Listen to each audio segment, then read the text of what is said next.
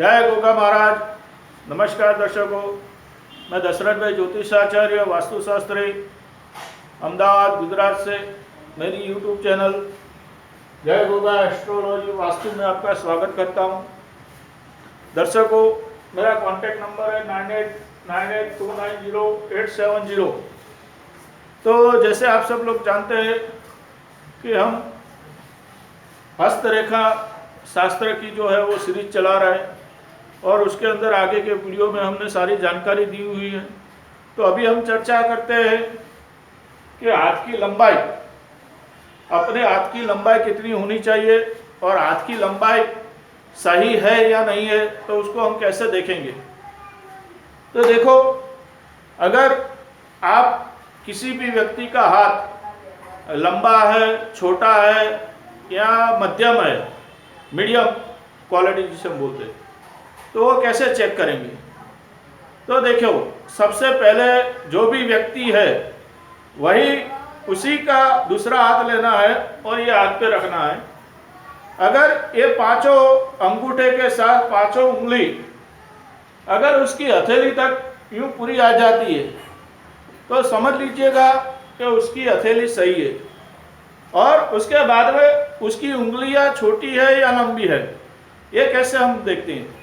तो फिर अपना उसी इंसान के दूसरे हाथ की ये 4 उंगलियां लेना है और वही उंगलियों को, ये जो उंगलियां हैं उस पर यूं रखना है।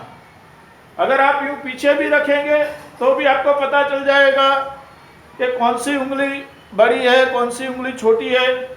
अगर ये चारों उंगलियां ये उंगलियों के माप से आती है तो समझ लीजिए कि उसकी जो उंगली है, और ऐसे हथेली का भी आप माप ले सकते हो, यानी कि उसका ये हथेली का भाग और ये उंगली का भाग दोनों वो इंसान का जो शारीरिक बंधारण है उसके हिसाब से सही है।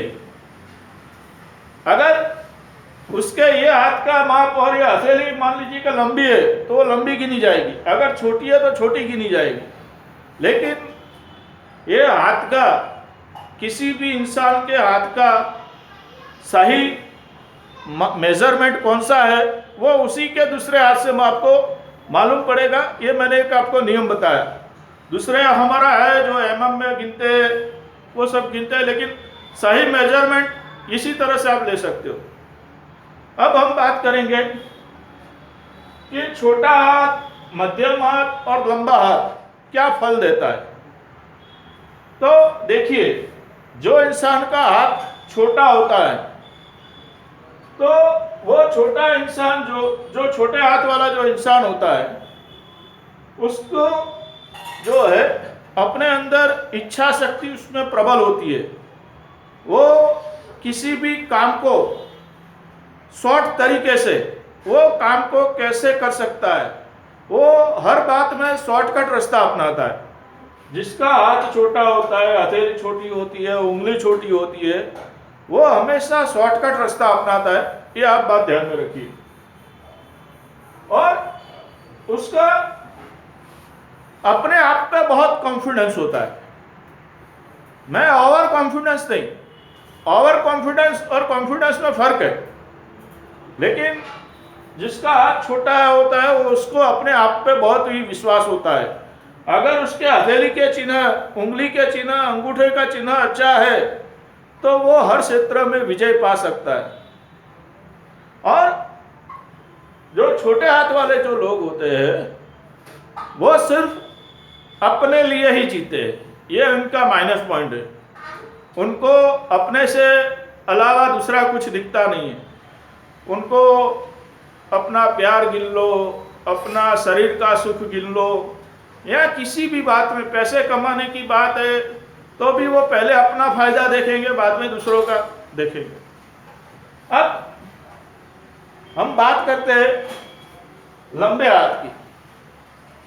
तो जो लंबे हाथ वाला इंसान होता है, जिसकी उंगलियां भी लंबी होती है, ये हथेली भी मैं लंबाई की बात कर रहा हूं। देखो, यहाँ पे जो भी बात हो रही है लंबाई की हो रही है, आगे के वीडियो में हम चौड़ाई की बात करेंगे।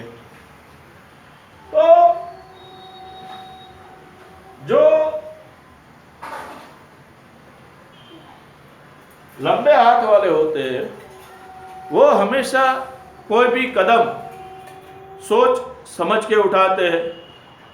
उनकी जो निर्णय शक्ति होती है वो बाजार में या किसी भी चीज़ का, अगर लंबी उंगलियां है, लंबा हाथ है, तो किसी भी चीज़ का अगर डिसीजन लेना है तो 10 लोगों को पूछ के डिसीजन लेंगे और जो भी कार्य करेंगे वो अपने मन के मुताबिक ही करेंगे, लेकिन जानकारी पूरी दुनिया से लेंगे कि भाई इसका क्या करना है।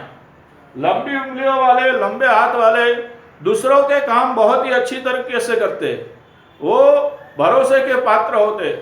वो एक बार, जो लंबे हाथ वाले होते हैं वो एक बार अपने खुद के काम नहीं करेंगे, लेकिन दूसरों का काम बहुत ही अच्छी तरह से करेंगे। इतना आप ध्यान रखना। लंबे हाथ वालों पे अगर आपने किसी लंबे हाथ वालों को काम दिया है तो उस पर आप ट्रस्ट कर सकते हो, विश्वास कर सकते हो। इतना आप समझ लीजिए। अब बात आती है कि जिनका हाथ मीडियम होता है, सप्रमाण मध्यम होता है, वो लोग कैसे होते हैं। तो देखिए,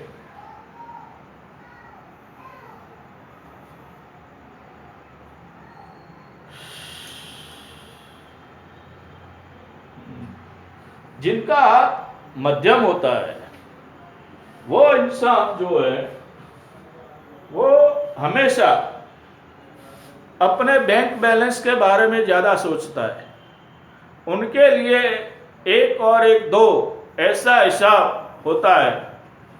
जिनका हाथ मध्यम, यानी कि ये हथेली और ये उंगली उनके शरीर के रचना के अनुसार मध्यम है, ऐसा मध्यम हाथ वाला इंसान सामाजिक व्यवहार में भी अपने बरोबरी वालों के साथ व्यवहार करता है।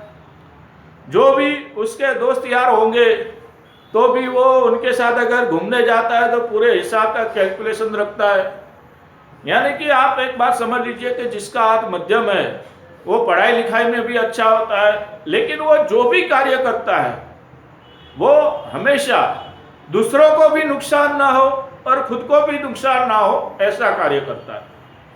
तो हमने ये हाथ की लंबाई की बात की, छोटा हाथ, बड़ा हाथ। तो अगले वीडियो में हम हाथ की चौड़ाई की बात करेंगे। तब तक के लिए नमस्कार। अगर आपने मेरे चैनल को सब्सक्राइब नहीं किया है तो सब्सक्राइब कीजिए और शेयर कीजिए। जय गोगा महाराज।